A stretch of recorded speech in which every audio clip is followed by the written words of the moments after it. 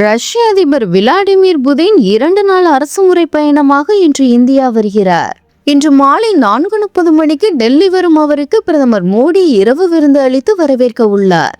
டெல்லியில் உள்ள ஹைதராபாத் இல்ல அரங்கில் வெள்ளிக்கிழமை காலை பிரம்மாண்ட வரவேற்பு நிகழ்ச்சிக்கு பின்னர் இரு தலைவர்கள் இரு நாடுகளின் பிரதிநிதிகள் பங்கேற்கும் 23வது ஆண்டு மாநாடு நடைபெற உள்ளது. இந்த மாநாட்டிற்கு பிறகு ரஷ்ய அரசு தொலைக்காட்சி நிறுவனத்தின் புதிய இந்திய சேனலை புதின் தொடங்கி வைக்க உள்ளார். தொடர்ந்து குடியரசுத் தலைவர் திரௌபதி முர்மு டெல்லியில் உள்ள குடியரசுத் தலைவர் மாளிகையில் புதினுக்கு விருந்து அளித்து கௌரவிக்க உள்ளார். 28 மணி நேர இந்திய பயணத்தை நிறைவு செய்து வெள்ளிக்கிழமை அன்று இரவு 9:30 மணியளவில் புதின் ரஷ்யா புறப்படுவார். இந்த பயணத்தின் போது பிரதமர் மோடியும் புதினும் தனியாக சந்தித்து இருதரப்பு உறவுகள் குறித்து விரிவாக பேச்சு நடத்த உள்ளனர்.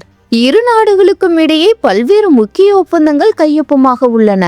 ஆபரேஷன் சிந்தூர் நடவடிக்கையின் போது பாகிஸ்தானின் ஏவுகணைகள் ஆளில்லாத சிறிய ரக விமானங்களை வானிலேயே தடுத்து அளித்ததில் ரஷ்யாவின் S-400 ஏவுகணை வான் பாதுகாப்பு முக்கிய பங்கு வகித்தது. இந்த பாதுகாப்பு அமைப்பை ரஷ்யாவிடமிருந்து கூடுதலாக கொள்முதல் செய்வது குறித்தும் அதிநவீன Su-57 போர் விமானங்களை கொள்முதல் செய்வது குறித்தும் மோடி புதின் சந்திப்பின் போது விவாதிக்க வாய்ப்புள்ளது. புதினின் இந்த பயணம் அமெரிக்கா மட்டுமின்றி உலக நாடுகளும் உற்று நோக்கும் அளவுக்கு முக்கியத்துவம் பெற்றுள்ளது.